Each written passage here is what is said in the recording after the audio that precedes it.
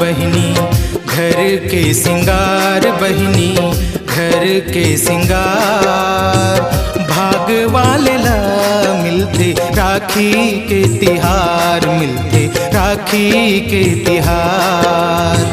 चंदा सूरज जैसे घर के उजियार, भैया घर के उजियार, भाग वाले ला मिलते राखी के तिहार, मिलते राखी के तिहार।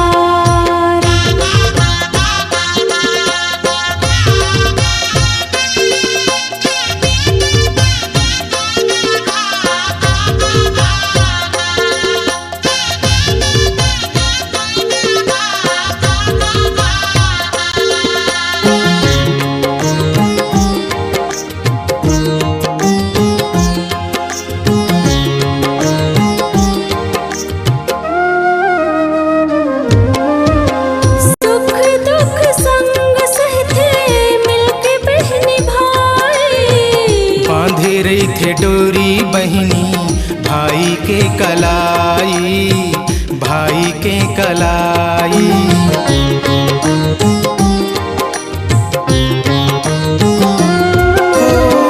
संग संग हंसते संग संग रोते, मैं आशा तो कुल के डोरी माँ पिरो थे, डोरी माँ पिरो थे।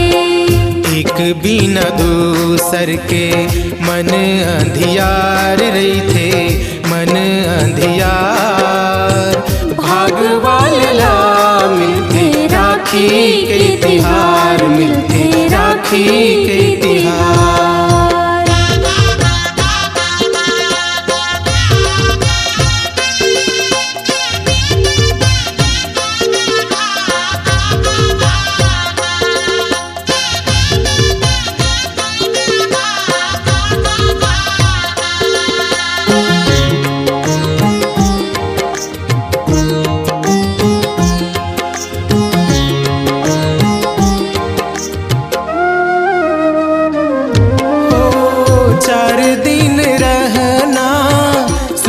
दुख सहना भाई मोर मई के मोहर गहना, मोहर गहना।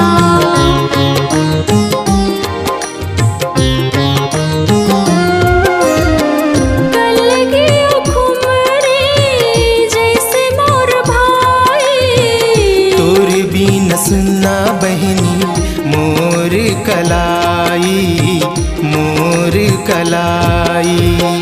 मई के ससुरे करथे उजियार, बहिनी करथे उजियार, भाग वाले ला मिलते राखी के तिहार, मिलते राखी के तिहार।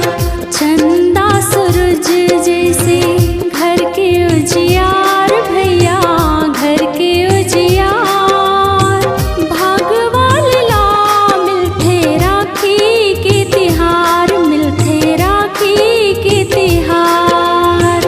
गंगा के धार बहिनी घर के सिंगार, बहिनी घर के सिंगार, भाग वाले ला मिलते राखी के तिहार, मिलते राखी के तिहार।